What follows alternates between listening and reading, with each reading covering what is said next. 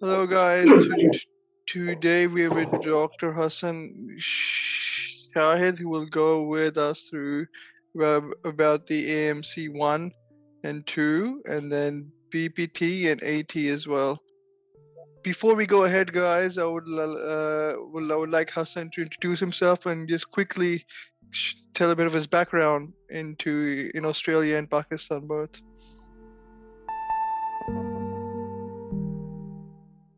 Yeah, sure. So my name is Hassan. I basically graduated from Lahore in Lahore Medical and Dental College back in 2015, 2016. I did my house job back in Pakistan in 2015, and at that time I applied for my AMC1 exam while I was doing my house job. Did that, and then after my completing my house job, I applied for AMC clinical exam. Having done that, I was lucky enough, fortunate enough to get a job here in Australia, and I came to Australia in November 2017, and have been here since that time. I finished my physician training, my basic physician training, and now I'm first year advanced training in endocrinology at the moment. That's great. So before we get into what AMC entails, can you tell us what AMC is? If you could share your screen and share from Yeah, information, that sure. would be good. So I'll just briefly talk about one of the reasons why I thought it's important to have this discussion regarding AMC is that Mm, particularly when I was making this decision, and it's a mm, huge decision of where you want to end up. It's a big task. It's a big deal. And as compared to all the other pathways that we have, USMLE and PLAB, AMC is one of those pathways which I found the least information yeah. or the least number of seniors who were actually migrating to Australia at that time as well. And that's why I wasn't able to get much information, and I had to struggle in a way to gather all this information to find out and to actually make that decision to begin with, whether that's a Hmm. sensible route or pathway for me. And that's one of the biggest decisions. So AMC itself is the Australian Medical Council exam, and I'll talk about the regulating bodies in the next couple of slides. But whenever any medical student that Hmm. is approaching the final year mark, I think one of the biggest decisions that they have that they need to make is where from now. Mm. In terms of where do they want to go, whether they want to continue with the FCBS pathway in Pakistan. The two most common pathways of abroad that they normally take is USMLE and PLAB, and then finally the AMC is coming in as well, and people are opting for that route as well.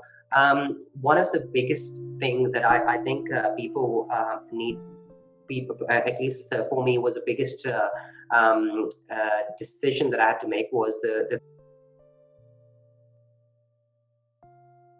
cost involved in the AMC, and Hmm. it's a process which takes a lot of. It's really costly in terms of Yes. tickets, visa, as well as one of the things that at least back in 2016 when I was applying for my exams was that we didn't have any centers in Pakistan that people could Mm. apply for I AMC think that Part has One not or Two. changed. I think there's still no centers as far as I'm Yeah, aware.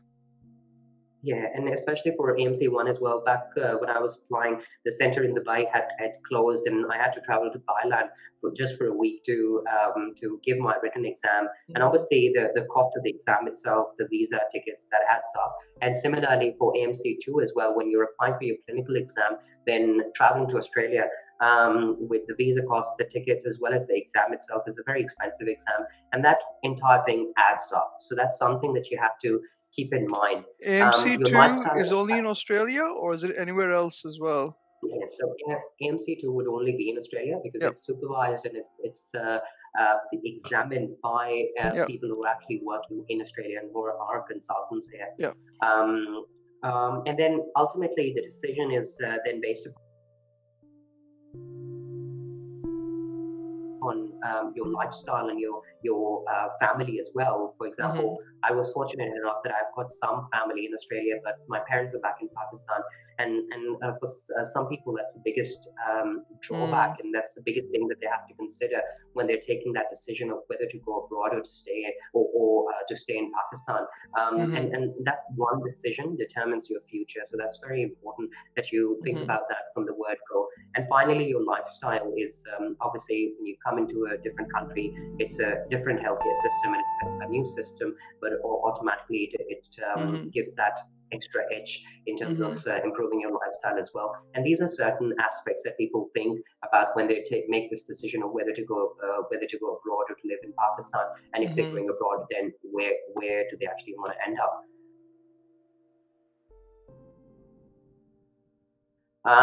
So as you asked for us, the Australian Medical Council is it's the body that actually regulates all of these the training and education in Australia, and they're the ones that have devised these exams, the Mm-hmm. MCQ as well as the written exam. They set out these exams, and that's just see whether a graduate from any country like Mm-hmm. Pakistan are they equivalent in experience and in education to an Australian graduate. And Yep. that's what this test is about. That's what this exam is about. That whether your knowledge base as well as your um, clinical practice skills, whether that's Mm-hmm. equivalent to an Australian graduate. I thought probably it would be worthwhile mentioning another body called APRA, Mm-hmm. which when I was there's so many acronyms and so many Exactly. Yeah. bodies that you will read up when you're actually applying for these. And APRA is basically the Australian Health Practitioner Regulation Agency, and for people who are from Pakistan, it's equivalent to your PMDC. So Mm. when we get a PMDC registration in Australia, that's APRA Yeah, registration like that in you'll get. England, And it's I'll talk about this. GMC. GMC. It's similar to Yep. GMC. So I think these are regulating bodies that are giving that regulate and give registrations to medical practitioners so that they're eligible of practicing in a country. And I'll Mm-hmm. talk about different pathways and eligibility pathways in the next few slides. But I thought before talking about the exam itself, Mm-hmm. talking a bit about the pathways. Now, again, there were a lot of questions when I was preparing for this when I was approaching this step. How do you approach this? What steps do you need to take? What are the pathway? And I've just highlighted these sites, which I'll just open and just show. The biggest first biggest step is once you've completed your medical education is whether the degree that you have, do Mm. you have eligibility? Is the degree that you have from either a private or a public institute from back in Pakistan, is that equivalent to Yep. or is that recognized by the Australian Medical Council? And this is the all the information that I've gotten at least for the next couple of slides is from the amc.org.au, and Mm-hmm. it gives you all the information. For example, the first thing is about this eligibility. I just want to raise a point here that when you said when you first came to Australia, there was not much information, and I just started to work in Australia in January of this year, and I still agree Yeah, there's not much information as compared to USMLE or PLAB. So the purpose or yeah, the aim of this channel, this interview, is to start to change that a little bit. So I really appreciate your time. yeah. No, that's completely fine. Basically, this is just a self eligibility that you can actually check whether your school or your medical education is whether you've got eligibility for applying. For example, if I type in Pakistan in here, automatically it will come up with all the medical schools, and you can just pick out your medical college if that's in here. And similarly, it's the same for all the other countries as well. Yep. Just pick out the country and see whether your college is there. The next step would be to go to this site and make an AMC portfolio. Mm-hmm. And again, it's the similar website amc.org.au, but it gives you a step-by-step approach regarding step one, what you have to do, making an Epic account, how do you need to Mm. verify your medical education via the ESFMG, making an AMC portfolio, uploading your points of ID as well as your medical education on that website. And Mm-hmm. finally, once you've done all of that, your qualification has been verified, then you actually choose a pathway that you want to take. and which pathway would you be actually eligible for. So the AMC website itself, in a step-by-step manner, it walks you through the pathway that you have to actually take in order to go through this this entire process. Yeah.